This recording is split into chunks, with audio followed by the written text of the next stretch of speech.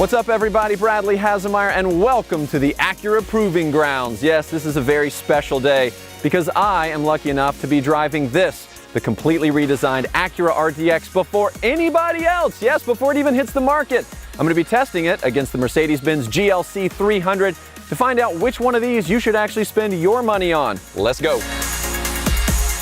Of course, when it comes to my car, I want it to look great. And when it comes to this Mercedes GLC 300, it's a little bit of a letdown. I mean, the overall design is just kind of safe and uninspired. The interior is nice, but of course you're gonna have to pay for that.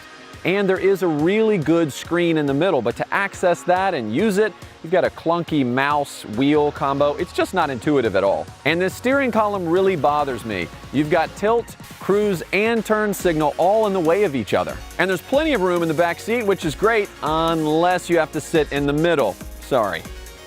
So yeah, the GLC 300 has a bunch of nice options you can choose from, like LED headlights, heated front seats, and 19-inch wheels. But shouldn't all those come standard in a premium car? All right, so now this is what I'm talking about. Even just walking up to the car, you get this sense of power and excitement. Take a look at these lines, huh? One of my favorite things to note here is the character line. It's essentially the line that runs from the diamond pentagon grille all the way down the side to the back and ends in those dragon tail taillights. If you drive a car with a dragon tail taillight, your day's automatically going to be better. Another design feature that Acura did is they increased the wheelbase. And what this does is give you a more comfortable ride, gives you more interior space, and gives it a more overall powerful stance. Win, win, win all around. And that's just on the outside. Let's go in the car. Welcome to the lifestyles of the rich and famous inside here, baby. Yeah, look at this interior, huh? It's like you're in first class. You got this leather-wrapped sports steering wheel with paddle shifters. Boom, boom, boom, boom. So much power just in my hands. And look up. It's a bird. It's a plane. No, it's a giant panoramic moonroof, which comes standard, by the way. All this is based on Acura's precision cockpit, and I think it feels like first class. Of course, I don't really know what first class feels like because they flew me coach. Yeah, you did. You did. But I'm okay about that. One of the things I really love about this new interior is this 10.2-inch display. It's sharp, it's crisp, and it works with what I call the brilliant True Touchpad interface. No hashtag fake news, only True Touch here. Whatever you touch on the touchpad corresponds to the screen. There's no mouse, there's no buttons, there's no fumbling around, there's no reaching over here while you're trying to look at the nav and look. No. It's nice, it's clean, it's simple, and I don't know why anyone else has never done this before. And when it comes to audio, you've got premium speakers mounted high on the doors and available speakers mounted in the ceiling. Yes, that means you're getting a front to back, side to side, and top to bottom audio experience. If the words floating center console sound like a Zen meditation to you, well, that's good, because this beautiful area here brings you much peace and storage in the middle, in the back, underneath, plus 2 USB ports. Thank you, Acura.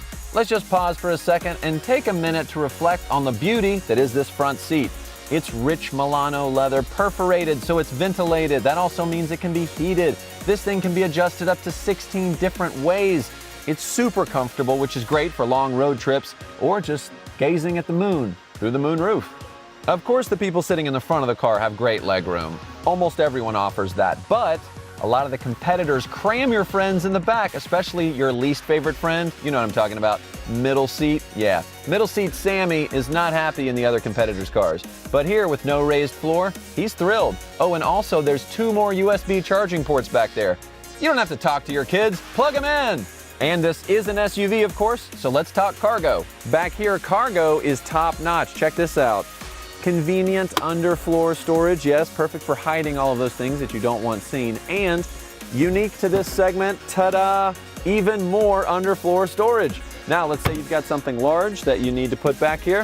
That's fine. Just pull these handles. Boom. All seats fold flat. Now it's time to find out which one of these two has racing in its DNA. Oh, there we go. That's what I'm talking about.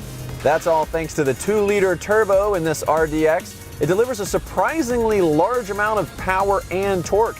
And a lot of that torque is that 0 to 30, so you're really going to feel it as you're taking off.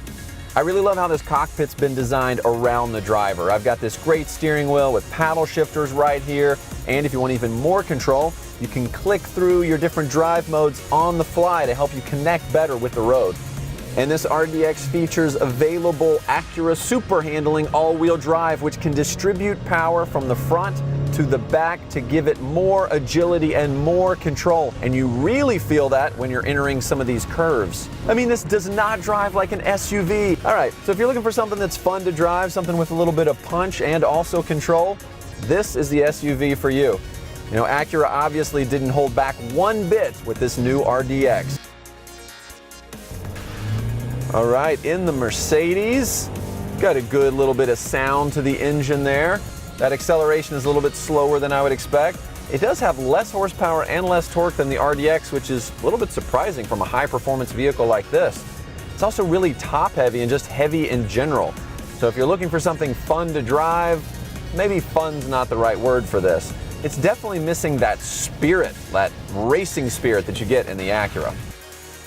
Hey, no disappointment here. The all-new Acura RDX is bold and distinctive. This SUV also comes loaded with so many great standard features that you'll pay an arm and a leg for on other brands, and I prefer to keep my appendages, thank you.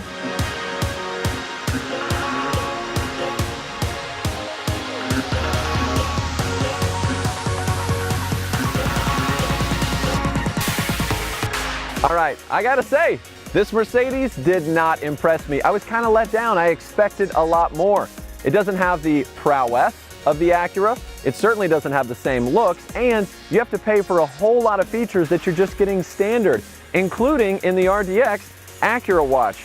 The driver assistance technologies, yeah, we didn't even have time to talk about those. But now it's your turn. Head to Acura.com, make your own comparison. I gotta take off. I've got another job. I'm a land surveyor. All right, Bradley out. See you next time. It looks huge!